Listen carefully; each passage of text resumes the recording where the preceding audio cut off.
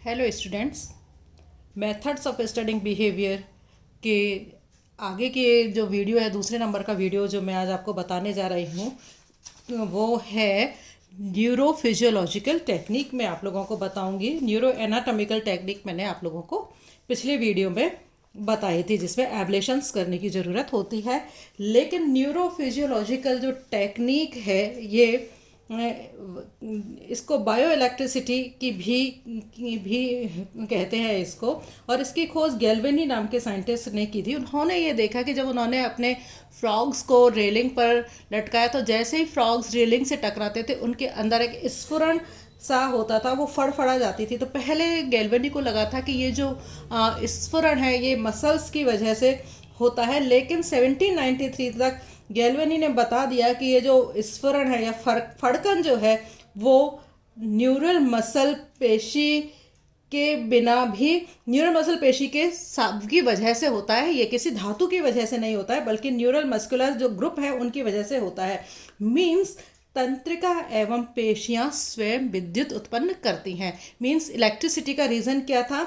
Nerve cells और muscles जो है वो मिलकर के इलेक्ट्रिसिटी उत्पन्न करती है। और इसी खोज से इलेक्ट्रोफिजियोलॉजी की नींव पड़ी। ये खोज हो जाने के बाद में कि जो सूचनाएं हैं, शरीर के अंदर जो सूचनाएं हैं वो नर्व टिश्यूज़ में विद्युत धारा की तरह बहती हैं। व्यवहार के अध्ययन के लिए अधिक सटीक और कम क्षतिकारक तंत्र की कार्यकी की फिर खोज हुई। फिर न्यूरोफिजियोलॉजिकल की खोज के दो मेन पॉइंट्स हैं। कौन कौन से? एक तो ये कि व्यवहार प्रदर्शित करते जंतु की विद्युतीय गतिविधियों का अंकन करना, और दूसरा मस्तिष्क को उद्दीपन देने के बाद में उनके फिर व्यवहार का अध्ययन करना। तो इस तरह से जो व्यवहार के अध्ययन की स्टडी की गई। तो इसमें एडवर्ड हिटिज नाम के साइंटिस्ट थे, फ्रिश हिटिज नाम के साइंटिस्ट थे, डेविड फेरियर नाम के साइंटिस्ट थे। उन्होंने ये देखा कि जब मस्तिष्क को खोला जाता है और उसको उद्दीपन दिया जाता है तो जो पेशेंट्स हैं वो आँख खोलते हैं। मीन्स ब्रेन में यदि हम कहीं स्टिमुलेट करते हैं तो पेशेंट भी रिफ्लेक्ट करता है। तो 19वीं सदी के अंत तक फेरारी सेरेब्रल कॉर्टेक्स में विजुअल, ऑडिटरी, गैस्टरी और ओल्फैक्टरी जो संवेदन संबंधी जो केंद्र हैं उनकी स्थिति पता चल गई थी। और नई टेक्निक्स की वजह से और नए वैज्ञानिक तथ्यों के कारण संवेदी मीन्स सेंसरी और मोटर कॉर्टेक्स का जो मानचित्र है वो भी सटीकता से साइंटिस्ट ने बना लिया था। ठीक है। नाउ इलेक्ट्रोड्स जो है रोपित कर सक्रिय तंत्रिकाओं का विद्युत विभव रिकॉर्ड करना तथा इस गतिविधि को अत्यंत सुग्राही उपकरणों से आवर्धित करना, खोजना व नापना तकनीकी रूप से संभव हो पाया है। तो 19वीं शताब्दी जब शुरुआत हुई थी तो उस समय में बताया कि वैज्ञानिक जानते थे कि जो नर्व टिश्यूज़ हैं उनमें इलेक्ट्रिक स्टिमुलेशन देकर के प्रतिक्रिया उत्पन्न करते हैं, इलेक्ट्रिक स्टिमुलेशन के प्रति प्रतिक्रिया उत्पन्न करते हैं। तो इसी समय में जो व्यवहार को कृत्रिम रूप से उकसाने के लिए तंत्रिका कार्य की विधियाँ भी काम में लाई जाने लगी। मीन्स व्यवहार को आप आर्टिफिशियली भी बता सकें, इसके लिए कौन सी विधि काम में लाई जाने लगी? इलेक्ट्रोफिजियोलॉजिकल प्रोसेस जो है, मैकेनिज्म जो है वो भी काम में लाई जाने लगी। R.W. हेस नाम के साइंटिस्ट थे 1931 में। उन्होंने एक टेक्निक में जंतु को पहले बेहोश किया, फिर उसके सिर की त्वचा स्किन को काटा, फिर विशेष ड्रिल्स की सहायता से कपाल का एक छोटा सा भाग काटा और वहाँ से ड्यूरामेटर को हटाकर ब्रेन जो है उसको खोला, उद्भाषित कर दिया। और दो ऐसे इलेक्ट्रोड्स जो नौकों के अलावा शेष भाग पर वो इंसुलेटेड थे उनको वहाँ पर उन्होंने लगा दिया, जिसके द्वारा कि उन्होंने फिर ब्रेन में इसके द्वारा इलेक्ट्रिक होल्डर्स की सहायता से उन्होंने ये उसके ब्रेन के एक्टिविटीज़ को ज्ञात किया। तो उन्होंने ये देखा कि मस्तिष्क के में इलेक्ट्रिकल स्टिमुलेशन में जो करंट की थ्रेशहोल्ड है वो एक महत्वपूर्ण भूमिका निभाती है। मीन्स विभिन्न प्रकार के व्यवहार सेंट्रल नर्वस सिस्टम में विभिन्न स्तर की देहरी प्रदर्शित करते हैं। फॉर एग्जाम्पल एक एक्सपेरिमेंट में जो टोड है वो एस्केप बिहेवियर की जो एस्केप बिहेवियर की जो थ्रेश होल्ड है वो ऑप्टिकम टेक्टिकम के में अभिव्यक्त की गई विद्युत लहरी के कॉडल थैलेमिक प्री टेक्टिकम क्षेत्र के शिकार पकड़ने के जो व्यवहार से उसमें कम पाई गई है। मीन्स अलग अलग बिहेवियर की threshold theory, threshold जो है वो अलग अलग होती है। तो इसके लिए सपोज एक ही तरह का व्यवहार है, सपोज शिकार पकड़ने का व्यवहार है, तो उसमें शिकार में के व्यवहार पकड़ने में ओरिएंटेशन भी आता है, स्नैपिंग भी आता है, स्वेलिंग भी आता है। तो ये सारे जो व्यवहार के पॉइंट्स हैं ये भी अलग अलग तरह की थ्रेश होल्ड शो करते हैं, प्रदर्शित करते हैं। तो कुल मिलाकर के एक लाइन में हम क्या कहेंगे कि विभिन्न प्रकार के व्यवहार्य केंद्रीय तंत्रिका तंत्र में उनकी थ्रेश होल्ड जो है सबकी अलग अलग होती है। नाउ इसी के तहत फिर एक मशीन की खोज हुई जिसको कि स्टीरियोटैक्सिक मशीन जो है इसको कहा जाता है, जिसको कि व्यवहार के अध्ययन के लिए काम में, ब्रेन के द्वारा व्यवहार के अध्ययन के काम में लिया जाता है। तो स्टीरियोटैक्सिक मशीन में क्या होता है, सबसे पहले एक हेड होल्डर होता है जो जिसके ऊपर की सिर को रखा, जंतु का सिर जो है इसके ऊपर रखा जाता है, जिसमें स्टील या टंगस्टन के सूक्ष्म इलेक्ट्रोड्स जो हैं वो लगे हुए होते हैं और इन इलेक्ट्रोड्स को मस्तिष्क के विशिष्ट भागों में धंसा दिया जाता है। मैप्स क्योंकि अवेलेबल हैं तो मस्तिष्क के विभिन्न भागों में जहाँ जरूरत होती है वहाँ धंसा दिया जाता है और इनके सिरों या नौकों की ठीक स्थिति जो है वो एक्स रेज के द्वारा पकड़ ली जाती है। इस सारे एक्सपेरिमेंट में जो एनिमल होता है उसको कोई पेन नहीं होता है, क्योंकि जिस जगह से इलेक्ट्रोड्स लगाए जाते हैं वहाँ पर किसी भी तरह के पेन रिसेप्टर्स जो हैं वो नहीं पाए जाते हैं और स्कल के ऊपर छोटे से घाव बहुत जल्दी ही भर जाते हैं। तो इलेक्ट्रोड एक विद्युत संवेगजनक या इलेक्ट्रिक इम्पल्स जनरेटर से जब उनको जोड़ दिया जाता है तो मानव मस्तिष्क तरंगें शो करने लग जाता है। तो मानव मस्तिष्क की तरंगें सबसे पहले बर्जन ने 1929 में इनको रिकॉर्ड किया था और इस तकनीक को उन्होंने EEG यानी इलेक्ट्रोएन्सेफेलोग्राम उन्होंने नाम दिया था। तो विद्युत संवेग इम्पल्सेस की खोज सबसे पहले किसने की, बर्जर ने 1929 में, और उन्होंने जो इंस्ट्रूमेंट काम में लिया उसको इलेक्ट्रॉन एनसेफेलॉन नाम उसको दिया गया। नाउ हैस के ने जो बिल्लियों पर रिसर्च किए थे उसमें थोड़ा सा परिवर्तन और साइंटिस्ट ने किया और उन्होंने कुछ साइंटिस्ट ने ये बताया कि जो सामान्यतः तंत्रिकीय कार्य के प्रयोग जो हैं दो विभिन्न तरीकों से किए जाते हैं। कौन कौन से विभिन्न तरीके हैं? एक तरीके में मस्तिष्क के सामान्य संवेगों को अंकित किया जाता है तथा इन सामान्य संवेगों के साथ में व्यवहार की स्टडी की जाती है।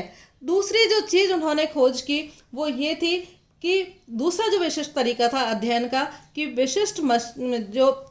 विशिष्ट मानसिक क्षेत्रों में निरूपित इलेक्ट्रोड से इलेक्ट्रिकल स्टिमुलेशन देने पर उत्पन्न जो व्यवहार होता है उसकी स्टडी करने को कहते हैं। मीन्स एक तो सामान्य संवेग और दूसरा इलेक्ट्रिकल स्टिमुलेशन के द्वारा उत्पन्न व्यवहार, तो दोनों में क्या फर्क होता है। सामान्य संवेगों में लोगों में साइंटिस्ट ने जाना कि जो विद्युत तरंगें हैं वो 4 तरह की होती हैं। 4 तरह की कौन कौन सी हैं? अल्फा, बीटा, डेल्टा और थीटा। 4 तरंगें विद्युत होती पाई जाती हैं ह्यूमन बीइंग्स के अंदर।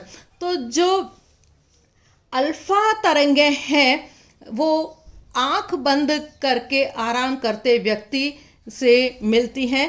ये पैराइटल और ऑक्सीपिटल लोब से ये मिलती हैं। इस समय ब्रेन सजग तो रहता है, एक्टिव तो रहता है, परंतु क्योंकि आराम कर रहा है वो अनऑक्यूपाइड रहता है, मीन्स खाली होता है। तो ये तरंगें तब भी उठती हैं जब हम जाग रहे होते हैं लेकिन शांत व शिथिल होते हैं।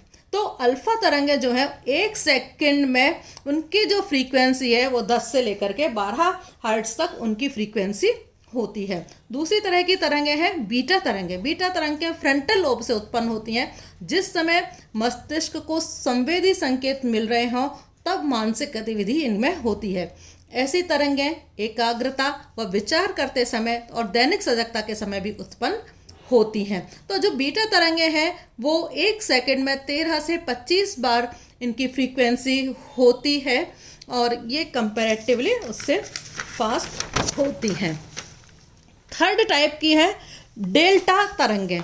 जो डेल्टा तरंगें हैं वो मस्तिष्क में भावनात्मक तनाव या मस्तिष्क द्वारा अप्रिय उद्दीपन ग्रहण करने के, मीन्स कोई ऐसी बात जो हमें अच्छी नहीं लगती हो उस समय ये थीटा तरंगें उत्पन्न होती हैं। तो ये थीटा तरंगें टेम्पोरल एंड ऑक्सीपिटल लोब से उत्पन्न होती हैं। थीटा तरंगें तब भी उठती हैं जब हम निद्रा में होते हैं, विभ्रम में होते हैं, मीन्स हॉलिसिनेशन में होते हैं, मीन्स हमको ये पता नहीं होता कि हम क्या कर रहे हैं, कैसे हैं, तथा सृजनशीलता के शुरुआती चरणों में भी ये थीटा तरंगें जो है वो मिलती हैं। तो थीटा तरंगों की जो फ्रीक्वेंसी है वो 5 to 8 हर्ट्ज फ्रीक्वेंसी इनकी 1 सेकेंड के अंदर होती है। फोर्थ वन है डेल्टा तरंगें, डेल्टा वेव। ये तरंगें गहरी निद्रा के समय में उत्पन्न होती हैं और ये ब्रेन वेव्स जो हैं थैलेमस से उत्पन्न होती हैं और इनकी जो फ्रीक्वेंसी है 1 to 5 हर्ट्ज जो है पर सेकेंड इनकी होती है। ठीक है, तो ये वो तरंगें हैं जो मानव मस्तिष्क में नॉर्मली उत्पन्न होती हैं, सामान्य संवेग जो हैं वो ये तरंगें होती हैं। लेकिन दूसरा तरीका जो है इनमें उत्पन्न करने का, ये विशिष्ट क्षेत्रों में इलेक्ट्रोड्स को रोपित करने के बाद में जो तरंगें उत्पन्न होती हैं। तो जे फिलन ने 1929 में डायनसेफेलॉन को विशिष्ट स्थल से उद्दीपित किया तो प्रे और कैचिंग बिहेवियर पाया गया। वॉन्स होल्स्टन ने एंड वॉन सेंट पॉल ने ब्रेन स्टेम में इलेक्ट्रोड्स को लगाया तो निद्रा व्यवहार जो है वो उत्पन्न हुआ। ऐसी तरह से टीडी डेलियम ने बिल्ली के ब्रेन में जो मोटर कॉर्टेक्स और जो मीडियम थैलेमस है दोनों को इलेक्ट्रोड से इलेक्ट्रिकल स्टिमुलेशन दिया तो दोनों पॉइंट्स ने दो अलग अलग तरह के जो व्यवहार हैं उत्पन्न किए। फॉर एग्जाम्पल, यदि चूजे के साम के डायनसेफेलॉन में इलेक्ट्रोड निरोपित कर दें और उसे उत्तेजित किया जाए तो चूजा एक खिलौने की बिल्ली को देख करके भी उसके विरुद्ध लड़ाई की मुद्रा में आ जाता है। और यदि इलेक्ट्रोड से इलेक्ट्रिकल स्टिमुलेशन देना बंद कर दें तो फिर वो वापस से नॉर्मल हो जाता है। लेकिन कंटिन्यूसली स्टिमुलेशंस यदि हम देते रहें चूजे को तो वो वहाँ से बिल्ली को देख करके भाग खड़ा होता है। ठीक, नाउ इसी तरह से और एक्सपेरिमेंट्स जो है वॉन हॉल्स्टन और वॉन सेल्ट पार ने एक काफ़ी रोचक खोज की। उन्होंने ये बताया कि जब दो स्टिमुलेशंस को एक साथ नियंत्रित करने के वाले क्षेत्र यदि एक साथ उद्दीपित किए जाएं, एक साथ उनको स्टिमुलेशन दिया जाए दो अलग अलग क्षेत्रों को, तो वो एकदम अलग अलग तरह के व्यवहार की अभिव्यक्ति करते हैं। किस तरह से अलग अलग व्यवहार की अभिव्यक्ति करते हैं? सपोज दो स्टिमुलेशंस हैं एक्स और वाई, तो या तो वो x प्लस वाई का बिहेवियर करेंगे या फिर x प्लस वाई मीन्स दोनों से बिल्कुल अलग बिहेवियर करेंगे, या आधा x का बिहेवियर करेंगे या आधा y का बिहेवियर करेंगे, या फिर x प्लस वाई दोनों मिलकर के 0 हो जाएंगे, या फिर एक बार x का बिहेवियर करेंगे, एक बार y का बिहेवियर, एक बार x का और एक बार y का बिहेवियर। मतलब ये सारी संभावनाएं होती हैं। तो फॉर एग्जाम्पल इन्होंने जो एक्सपेरिमेंट किया, बिल्ली के मस्तिष्क में ब्रेन के अंदर ग्राउल मतलब चिल्लाने का और फ्ली मीन्स भागने के दो बिहेवियर के लिए उन्होंने इलेक्ट्रोड्स लगाए। तो उन्होंने पाया कि जब दोनों को एक साथ उद्दीपित करते हैं तो एक तीसरा ही बिहेवियर होता है जो कि उनके आक्रामक बिहेवियर के द्वारा अभिव्यक्त होता है। ठीक है, इसी तरह से इलेक्ट्रोड्स उत्पन्न करने पर प्लेजर की भी अनुभूति होती है। कहीं कहीं ब्रेन के अंदर प्लेजर सेंटर्स भी पहचाने गए हैं जहां पर इलेक्ट्रोड्स अर्पित करो तो पेशेंट को खुशी या प्लेजर जो है अनुभव होता है। लेकिन इस तरह के प्लेजर को हम डिप्रेशन वाले पेशेंट्स में काम में नहीं लाते हैं, लेकिन जो मिर्गी के पेशेंट्स होते हैं उनके लिए ये काफ़ी यूज़फुल रहा है। मिर्गी के पेशेंट में उन्होंने एक इलेक्ट्रोड्स के साथ में एक बटन पेशेंट के हाथ में लगा दिया, तो जब भी मिर्गी आने का होता पेशेंट को तो वो बटन को दबा देता है तो उससे उसको फीलिंग जो है प्लेजर की आने लग जाती है। यद्यपि सूक्ष्म इलेक्ट्रोड की सहायता से एक कोशिका का अंकन करना भी संभव है, परंतु फिर भी न्यूरोफिजियोलॉजी टेक्निक में विशिष्ट क्षेत्र को उद्दीपित करने में कठिनाई होती है। फॉर एग्जाम्पल, यदि हाइपोथैलेमस के एक बिंदु को उद्दीपित करते हैं या स्टिमुलेट करते हैं तो उसके ड्रिंकिंग और फीडिंग जो दोनों सेंटर्स हैं वो ही दोनों सेंटर्स अपना व्यवहार व्यक्त करते हैं। पहले ऐसा लगता था कि हाइपोथैलेमस में ड्रिंकिंग और फीडिंग का एक ही सेंटर है, लेकिन बाद में पता चला कि जो हाइपोथैलेमस में है उसमें फीडिंग और ड्रिंकिंग दोनों के अलग